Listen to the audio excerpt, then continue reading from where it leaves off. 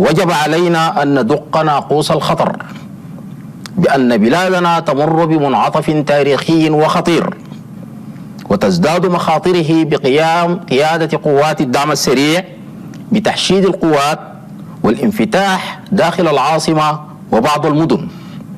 هذه التحركات والانفتاحات تمت دون موافقة قيادة القوات المسلحة أو مجرد التنسيق معها، مما أثار الهلع والخوف في أوساط مواطنينا، وفاقم من المخاطر الأمنية، وزاد من التوتر بين القوات النظامية.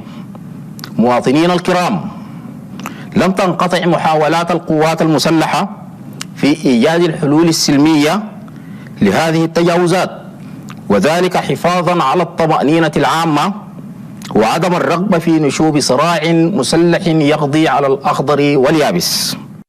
تجدد القوات المسلحة تمسكها بما تم التوافق عليه في دعم الانتقال السياسي وفقا لما جاء في الاتفاق الإطاري، وتحذر القوى السياسية من مخاطر المزايدة بمواقف القوات المسلحة الوطنية التي لم تبخل في سبيل تحقيقها بتقديم المهج والأرواح رخيصة لينعم السودان بالأمن والاستقرار.